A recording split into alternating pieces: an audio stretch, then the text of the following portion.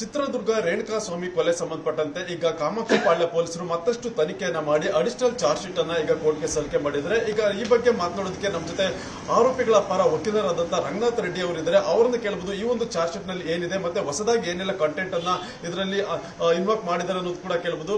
Sir ನಮಸ್ತೆ. ಈಗ ಪೊಲೀಸರು ಕೂಡ ಈ ಒಂದು charge sheet additional charge sheet ಅನ್ನು ಸಲ್ಲಿಕೆ ಮಾಡಿದ್ರೆ. ಈ ಒಂದು ಚಾರ್ಜ್ ಶೀಟ್ ನಲ್ಲಿ ಆರೋಪಿಗಳ ಮೇಲೆ ಏನೆಲ್ಲ ಒಂದು ಆರೋಪಗಳಿದೆ ಮತ್ತೆ ಏನೆಲ್ಲ ಒಂದು ಫ್ರೇಮ್ ಆಗಿದೆ ಸರ್?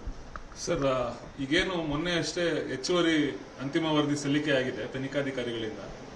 ನೋಡಿ, ಆ 3 ಪುಟಗಳ ಏನು ಹೆಚ್ಚುವರಿ ಅಂತಿಮ ವರದಿಯನ್ನು ಸಲ್ಲಿಸಿದ್ದಾರೆ ಅದು ಪ್ರಮುಖವಾಗಿ ತಾಂತ್ರಿಕ ಸಾಕ್ಷಿಗಳಿಗೆ ಸೀಮಿತವಾಗಿರ್ತದೆ. ಹಾಗೂ ಏನು ಈ ಪ್ರತ್ಯಕ್ಷ ಸಾಕ್ಷಿಗಳು ಇವರ ಹೇಳಿಕೆಯನ್ನ ಪಡೆದುಕೊಳ್ಳೋದು ತಡ ಆಗಿರೋದ್ರಿಂದ ಇವರು ಎಲ್ಲೆಲ್ಲಿ ಹೋಗಿದ್ರು ಆ ಒಂದು ತಡ ಆದಂತಹ ಸಮಯದಲ್ಲಿ ಒಂದು 5-6 ದಿನಗಳ ನಂತರ ಏನವರ ಪ್ರತ್ಯಕ್ಷ ಸಾಕ್ಷಿಗಳ ಹೇಳಿಕೆಯನ್ನ ಪಡೆದುಕೊಂಡಿದ್ದಾರೆ. ಅವರು ಎಲ್ಲೆಲ್ಲಿ ಹೋಗಿದ್ರು, ಎಲ್ಲೆಲ್ಲಿ ಉಳ್ಕೊಂಡಿದ್ರು, ಯಾಕೆ ಅವರ ಹೇಳಿಕೆಯನ್ನ ಪಡೆಯಲಿಕ್ಕೆ ತಡ ಆಯಿತು ಅನ್ನೋದನ್ನ ಇಲ್ಲಿ ತಂದಿದ್ದಾರೆ ತನಿಖಾಧಿಕಾರಿಗಳು. ಎರಡನೇದಾಗಿ ಈ ಒಂದು ಈ ಸಬ್ ಇನ್ಸ್ಪೆಕ್ಟರ್ ವಿನಾಯಕ್ ಅಂತ ಒಬ್ರು, ಅವರ ಒಂದು ಹೇಳಿಕೆಯನ್ನು ಕೂಡ ಲಗತ್ತಿಸಿ ಒಂದು ಅಂತಿಮ ವರದಿಯನ್ನ ಸಲ್ಲಿಸಿದ್ದಾರೆ.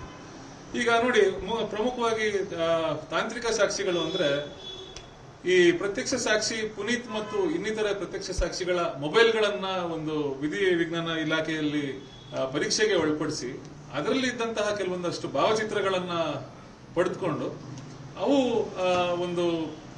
ಅವುಗಳ ಒಂದು ಸ್ಯಾಂಕ್ಟಿಟಿ ಏನು ಅನ್ನೋದನ್ನ FSL ರಿಪೋರ್ಟ್ ಅನ್ನು ಕೂಡ ಪಡೆದುಕೊಂಡಿದ್ದಾರೆ.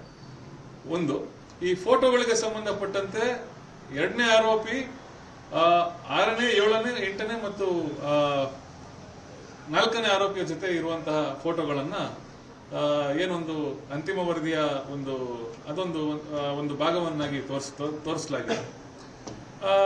ಅದಾದ ನಂತರ ಈ ಪ್ರಮುಖವಾಗಿ 2 ಪುಟಗಳು ಅಂತಿಮ ವರದಿಯ 2 ಅಂತಿಮ ಪುಟಗಳು ಮುಖ್ಯವಾಗಿ CDR ರೆಕಾರ್ಡ್ಸ್ ಅಂದ್ರೆ ಕಾಲ್ ಡೇಟಾ ರೆಕಾರ್ಡ್ಸ್ ಅಂತ ನಾವೇನ್ ಹೇಳ್ತೀವಿ, ಎಲ್ಲ ಒಂದು ಕಾಲ್ ಡೇಟಾ ರೆಕಾರ್ಡ್ಸ್ ಅನ್ನ ಅದರಲ್ಲಿ ತೋರಿಸಲಾಗಿದೆ. ನಂತರ ಬ್ಯಾಂಕ್ ಟ್ರಾನ್ಸಾಕ್ಷನ್ಸ್, ಯಾರಿಂದ ಯಾರಿಗೆ ಹಣ ಸಂದಾಯ ಆಗಿದೆ, ಈ ಹಣ ಸಂದಾಯ ಎಲ್ಲಿಂದ ಆಯಿತು, ಅದರ ಮೂಲ ಯಾವುದು ಮತ್ತು ಯಾವ್ಯಾವ ಆರೋಪಿಗಳಿಗೆ ಯಾರಿಂದ ಹಣ ಸಂದಾಯ ಆಗಿದೆ ಅನ್ನೋದನ್ನ ಮುಖ್ಯವಾಗಿ ತೋರಿಸಿರ್ತಾರೆ ಸರ್ ಈ ಅಂತಿಮ ವರದಿಯ ಈ ಹೆಚ್ಚುವರಿ ಅಂತಿಮ ವರದಿ. ಸರ್, ಈಗ ಅದರಲ್ಲಿ 8 ಫೋಟೋಗಳನ್ನ ರಿಟ್ರೀವ್ ಮಾಡೋದ್ರ ಬಗ್ಗೆ ಈಗ ಉಲ್ಲೇಖವನ್ನು ಮಾಡಿರೋದು ಮತ್ತೆ ಆ 8 ಫೋಟೋಗಳು ಈ ಒಂದು ಪ್ರಕರಣದ ಮೇಲೆ ಯಾವ ರೀತಿ ಪರಿಣಾಮ ಬೀರಬಹುದು ಸರ್ ಮುಂದೆ?